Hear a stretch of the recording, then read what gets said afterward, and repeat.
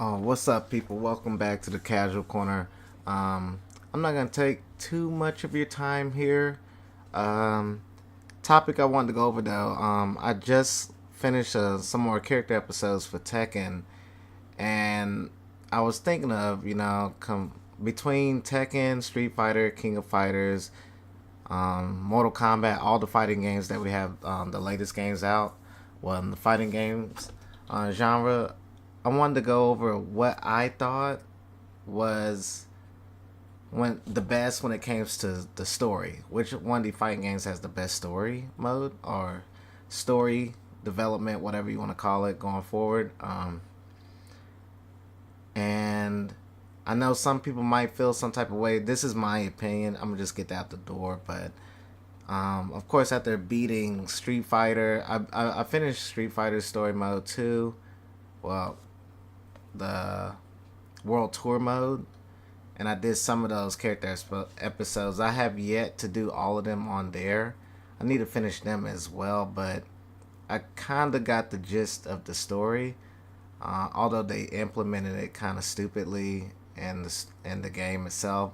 Like in World Tour Mode, for example, you start off your avatar, your custom created character, and then you're going around meeting up with all the characters and doing your own little story after the events of the actual tournament that took place between Ken having being blackmailed and having to fight for JP and all that dumb shit.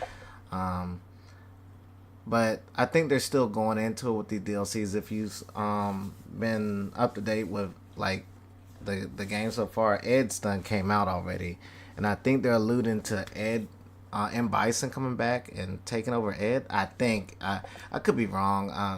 I looked at it a little bit. I've been more so on Tekken than anything. I jumped back on to on Street Fighter just to get a little some gameplay with Ed, just see if I like him or not. And, max out the relationship and stuff on World Tour mode, so my character could use his style. But other than that, I have not. I haven't really been playing Street Fighter like that. But I did enough to know, kind of get just the story. Now, Mortal Kombat, the story was. I wouldn't. Okay, I'll put it like this: their storytelling's good, but the story itself, like the actual world building, is not good. They, I don't know what it is about Mortal Kombat. Every time they make a mistake, they restart the universe. Like, like the first timeline, it goes all the way up to Armageddon, right? And in that timeline, I guess, I don't know, they got tired of Liu Kang being. They needed a way to make the game popular again, so they ended up killing off Liu Kang at some point. That's Deadly Alliance. That's when the 3D games started coming in. And after that, I think that's when the games started falling off with the 3D games. They had all those characters, but what Mortal Kombat, they have their, like I said, their storytelling is good, but I don't it's like they're afraid to commit, right, to do new things. I mean, I wouldn't say new things. Like when I say new things, like how I put this, like they killing off your lead character is a new thing, but thing is, after they killed him off, they went to Johnny Cage, right? They switched over after a while. They needed a new lead, and those 3D guys fell off real bad. So they went back to Johnny Cage, and then when people saw that Johnny Cage was whack, and the Cassie and everybody, they brought Luke came back, and instead of well, if you play the latest game, the last two, um, the bad guy being Shang Tsung twice, it's kind of lame. Like people was hoping that maybe the Dragon King Onaga would come back, but for it to be Shang Tsung again, that's what I mean. Like they're afraid to try new things. They could have went a totally crazy route, and they did that head fake too by having that character popped up that looked like Chronica, but it really wasn't. Just Shang Tsung in disguise. That was weird too. Don't know why they did that, but uh, Mortal Kombat, like I don't know, like they got these new, like Ermac just came out, and I think who else came out as a assist, but I don't know. Mortal Kombat, like they have a whole slew roster of characters that they don't want to use. Like the 3D era characters, they could all come back. They would have to rework some of them, like make them better, but they can easily do that. I mean, look at what they did with Fujin, like, and that's another thing too. They'll bring characters in for one game and never use them again. That's another thing that Street Fighter tends to do too, and Street Fighter did that a lot.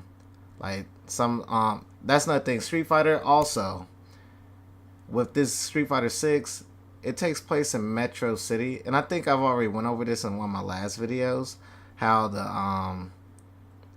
they actually missed out on a big opportunity by having the game take place in Metro City. And of course, if you're familiar with the Final Fight games, you know Metro City is the home of the Mad Gear Gang. We've already had, now that we have all the Final Fight characters, they have been rolled into Street Fighter, like Cody and Guy, you know, Poison. You got Abigail, all those guys. You will come into Street Fighter 6. If at least when the game came out, I thought they was gonna load the game with. They're definitely gonna have a lot of Street Fighter, not Street Fighter, but Final Fight characters, or the Mad Gear Gang guys at least.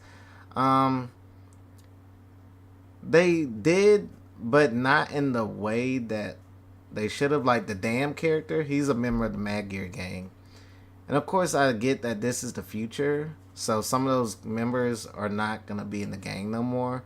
Like I know, like Abigail, he's not a bad guy no more. I think he might be good, might be bad. I don't know. It's crazy, and yeah. And here's another thing too.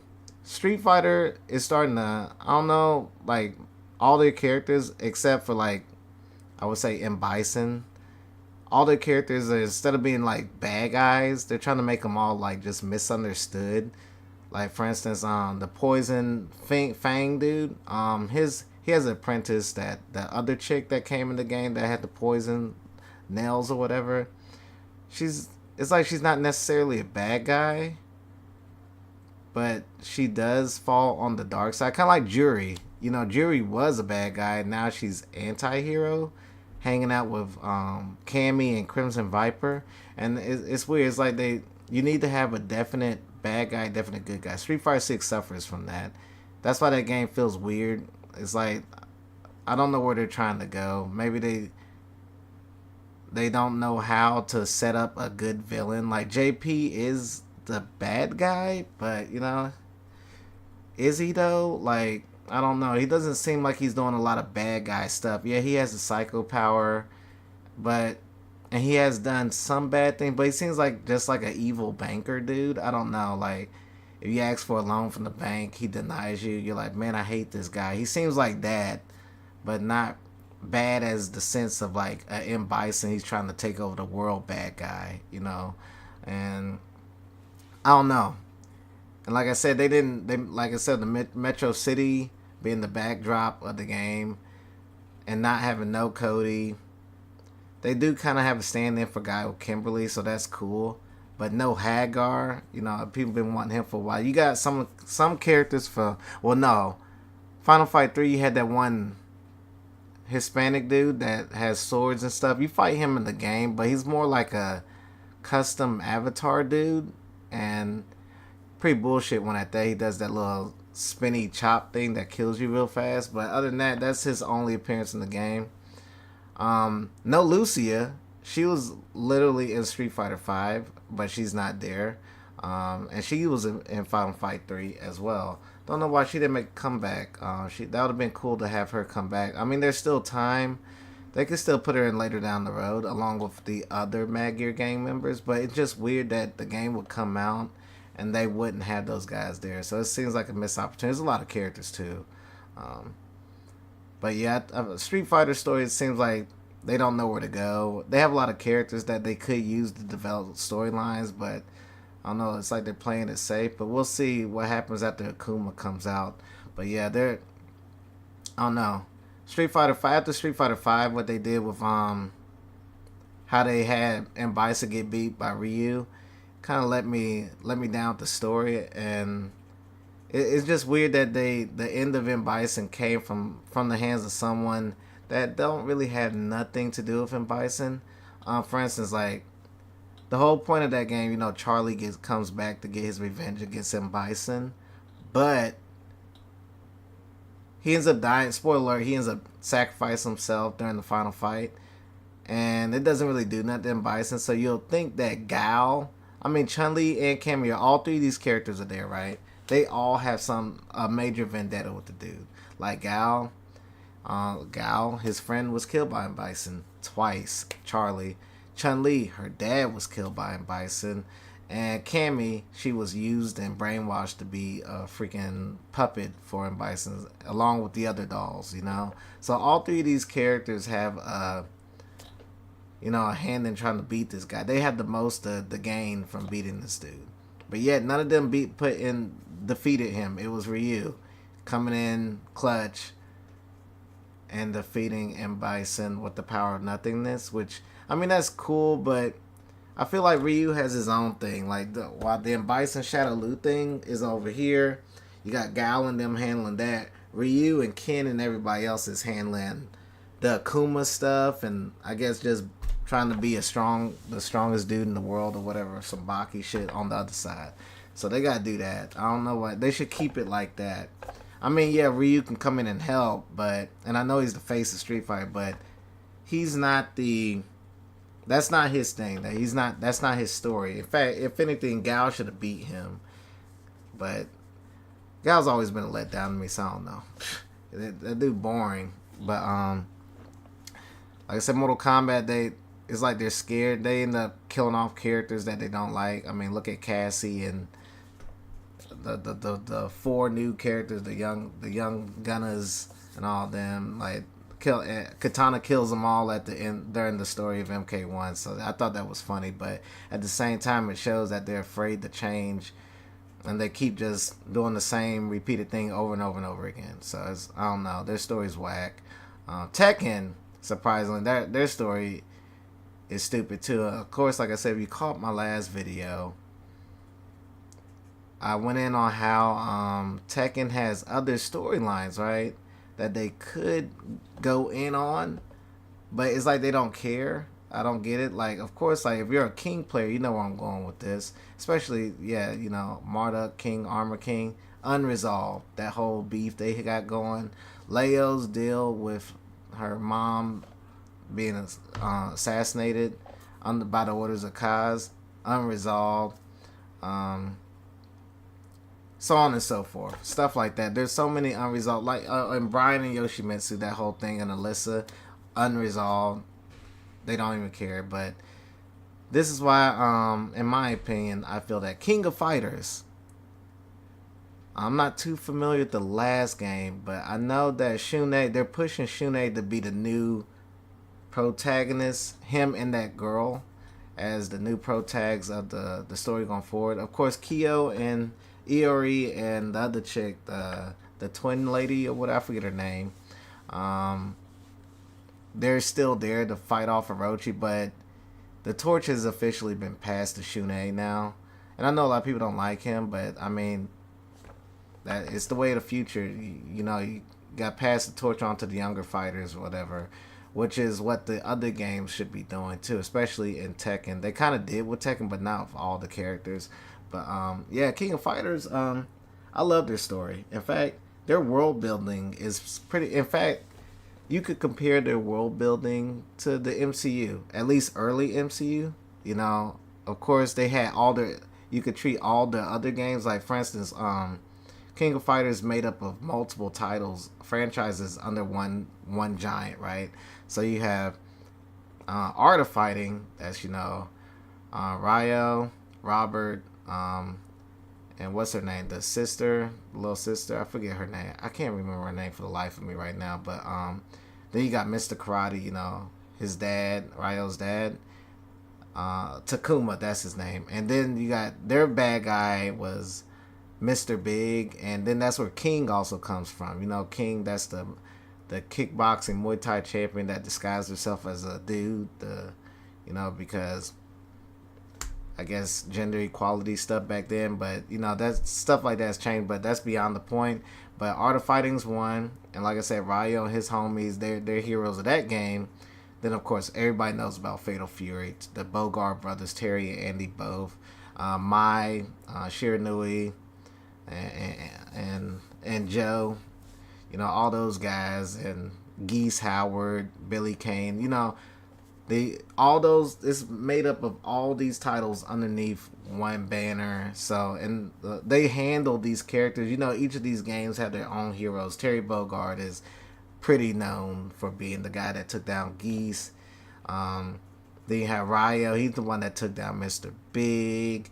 Um, Terry also took down Krauser as well. They're all heroes in their own right. And of course, in King of Fighters, Kyo Kusanagi, Iri, they're the main guys to follow, right? But still, that does just that because they're the face of that title doesn't take away from the other guys. And of course, they're not really joke characters either. Everybody has a stake, right? They're all prominent fighters with all their own prominent fucking stories. Nobody's forgotten or left off to the side. Well, I wouldn't say that too much. Some characters do get forgotten, but you gotta be honest. There's so many characters in the King of Fighters universe. Like it's hard. I'll give them credit. You know, they're doing the best they can, but there's just so many to work with. But when they do get to them, they do develop. They try their best to develop each character as best they can. Like K49, you know, the Akira clone dude or whatever that has the arm thing. They updated his character. Kula Diamond, K Dash, all these guys. And that's another thing. Each one their storylines. You know when a good storyline is good when they call it like Saga or something. Like you know if you play Dragon Ball games, it's like Cell Saga, Android Saga, Frieza Saga. All their saga, their storylines are categorized into sagas. So it's like the Orochi Saga, and that was dealing with Kyo, Iri, and the other chick Shizune, I think. And they're going to stop Orochi from, and that they had to fight against Shermie. You know the three evil traders. You got the Shermie and the other two dudes. They're actually pretty good too. I like playing with the other guy. No, I like playing with Chris. He was super fast and had flame powers. But he also had the biggest storyline of them all was the Nest Saga. And this is the saga that had all those busted ass bosses like Colonel Zero, Clone Zero, Chrysalid, all there's I think there's like at least 4 or 5 bosses within the net. No, I think 4 within the Nest Saga, and they were all crazy. They all identified by their cloaks that they had too. They all wore similar battle suits that looked cool. And of course, there's Rugal. You know, the Rugal. I think he's the end. He culminated at the end of Orochi Saga, I believe. Not Orochi. I forget. It's been a while, but King of Fire has been around for a long ass time. They have pretty prominent villains and heroes, and thing that makes their bosses so much cooler than the others. The other games is, of course, if you play King of Fire, you know it's a team based fighting game. So it's gonna be three on three fights, right? Or 3-on-3 with a striker in some games. But when you fight the boss, it's only the boss, so it's 3-on-1. So that automatically lets you know that the bosses are tough to beat. They try to make their guys look strong based on lore by doing that. It just puts them over that way. So also like I think I already said it, but the amount of characters in King of Fighters is just insane. They try to get them in and the fact that it's like 3-on-3, that automatically gonna put that roster like shit. I think like 60 plus characters easy. So, and this is like not. I think that's not even half the of the world of King of Fighters, because damn near everybody in the game and the world of King of Fighters is a prominent fighter.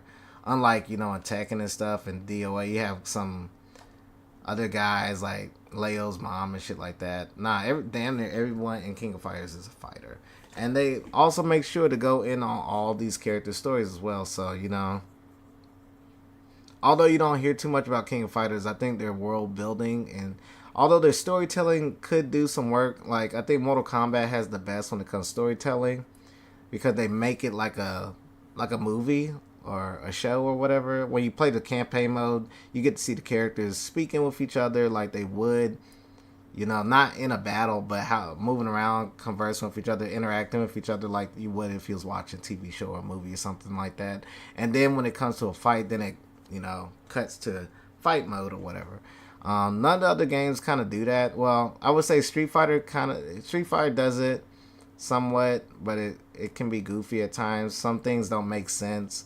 Like there was one scene in I think Street Fighter 4 where Nakali came out and was about to attack Ryu, but Dhalsim intervened and tanked the attack from both Ryu and Nakali at the same time to take damage. So it don't make sense. Like, when did Dhalsim get this strong to take attacks from both these strong ass fighters like this with no damage? So it's stuff like that. Street Fighter be acting crazy, and also having certain characters look like they beat up on characters that they had no place in beating. Like Gal was actually doing horrible during the story of, 4 and 5, yeah, especially 5. But Tekken, it's like they put too much into the spectacle of Tekken. Like they just wanted to get everybody out there, right? Especially when you get to the Tekken Force mode part of the story. You got characters out there that don't even have a place to be there. Like, why is King there? Steve shouldn't be there. Then you got Paul there, but on the other side, you got Law, and he's like, yeah, I did this because you didn't give me no money. You said you're going to give me 1v1. Weird shit like that. So they don't know how to use their characters good.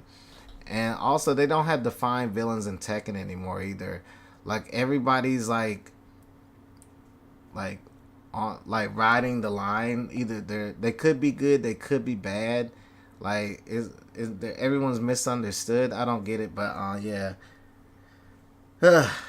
Thing is, like, they need to work on that. I don't know how they can fix Tekken. Honestly, I think they fucked that up. They just got to just. I hate to say reboot, because that. But maybe they can salvage themselves by explaining why Reina has the Devil Gene and doing this shit with June, I guess. Because June is back, but is she? I don't know. They gotta explain that better. But to me, King of Fighters takes the crown, world building, because they know how to use their characters and they know how to make it so that all their characters has a stake or has some type of importance, regardless of what it is. Even look at Shingo. He's like, you could say the Dan or joke character of King of Fighters, but he's not a joke. I mean, he does silly stuff when he fights, but this dude actually got, I think Kyo's dad, Sasuke Kusanagi, actually saw this dude trying to fight like his son, found out that he idolized his son, and actually trained the dude. So this dude was actually trained by Kyo's dad. So, I mean, he's a joke in reference to, like, I guess, category joke characters, but lore-wise, he's not a joke. He's actually a good character. That's something that maybe, Street Fighter and Tekken can both, take some notes on, because Street Fighter, they got, like, Dan. That dude's stupid. Like, he shouldn't even be like that, being that his story, he should be trying to get revenge on Sagat. Keep in mind, Sagat killed his dad, or I think he killed his dad, but, and I think his dad is the reason why Sagat lost his eye. Yeah, but look at Dan now. So it's like, why they do this dude like that? Dan should actually be a more serious character. Like, I don't know. And then Sakura and Blanca, they're all jokey jokes now, every last one of them.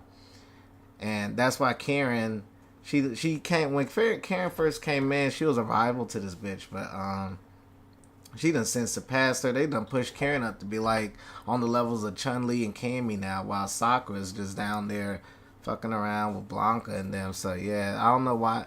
When it comes to Street Fighter, they don't know how to develop their characters properly. And Tekken's the same way. I mean, look at Law. Law's like the prime example of what you don't do to a strong character. But yeah, that's just my opinion. I feel like King of Fighters on story, their lore is the best out of all the games. I didn't bring up DOA because DOA is dead, and in my eyes, DOA is dead. So, what they should do with that, instead of Tekken adopting 2D fighters into their games, I always said that, being that Virtual Fighter and both DOA are 3D games, 3D fighting games, Tekken being that it's the most successful of all three of them, it should just take their characters instead of, or bring their characters in, kind of like what DOA did that with Virtual Fighter. So Tekken could do that for both of them, give them a home and have them come in as DLC characters, like how it's like Mortal Kombat does, like they bring out like 2 mainstay characters and a guest character. Those characters could be guest characters to Tekken. Like they'll have 2 Tekken characters and a guest character from either Virtual Fighter or DOA or both. But yeah, that's just my thoughts on that. Tell you, this wasn't gonna be a long stream. I got some more videos I gotta make, and I gotta get to the gym too. But thank you for watching, guys, and I promise I'll try to be more consistent with this. I keep saying that, but you know how it is. Life gets in the way and stuff. You got stuff you gotta do. Like I said, I got some stuff going on at the gym, trying to get that stuff straightened out. Try to get this fitness instructor certification. That's down the road here in a little bit, but we'll try to get that going. But catch you guys later. Peace.